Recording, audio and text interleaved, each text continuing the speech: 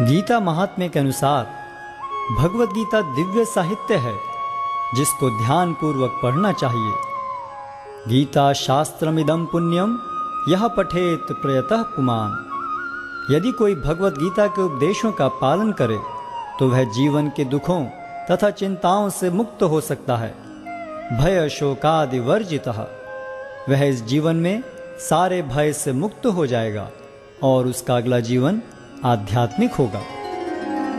गीताध्ययनशीलस्य प्राणायाम परस्य च नैव सन्ति ही पापानि पूर्व जन्म कृतानि च।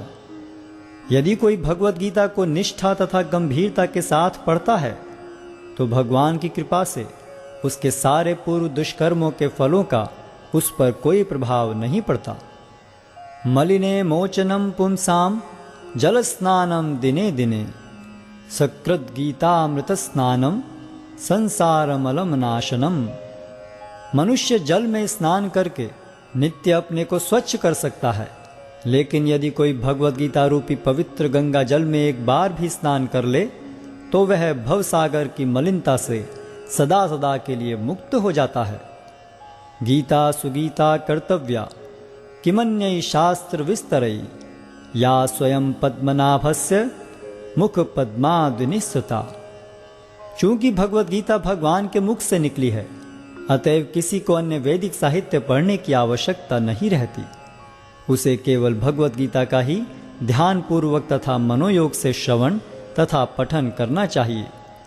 वर्तमान युग में लोग सांसारिक कार्यों में इतने व्यस्त हैं कि उनके लिए समस्त वैदिक साहित्य का अध्ययन कर पाना संभव नहीं रह गया है, परंतु इसकी आवश्यकता भी नहीं है।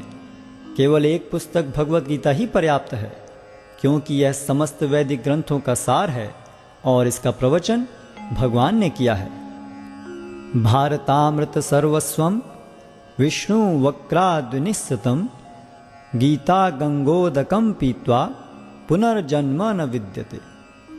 जो गंगा जल पीता है उसे मुक्ति मिलती है, अतएव उसके लिए क्या कहा जाए जो भगवत गीता का अमृत पान करता हो।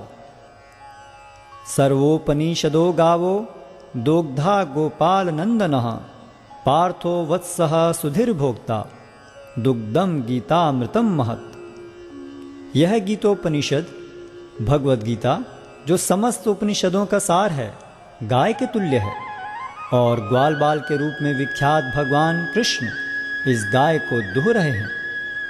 अर्जुन बछड़े के समान हैं और सारे विद्वान तथा शुद्ध भक्त भगवत गीता के अमृतमय दूध का पान करने वाले हैं। एकम शास्त्रम देवकी पुत्र गीतम एको देवो देवकी पुत्र एव एको मंत्रस्य तस्य नामानि यानि कर्माप्येकम तस्य देवस्य सेवा। आज के युग में लोग एक शास्त्र, एक ईश्वर, एक धर्म तथा एक वृत्ति के लिए अत्यंत उत्सुक हैं। अतएव एकम शास्त्रम देवकी पुत्र गीतम, केवल एक शास्त्र भगवत गीता हो जो सारे विश्व के लिए हो। एको देवो देवकी पुत्र एव, सारे विश्व के लिए एक ईश्वर हो श्री कृष्ण। एको मंत्रस्य तस्य नामानि यानि, और एक मंत्र एक प्रार्थना हो, उनके नाम का कीर्तन। हरे कृष्ण कृष्ण कृष्ण हरे हरे, हरे राम राम राम हरे हरे।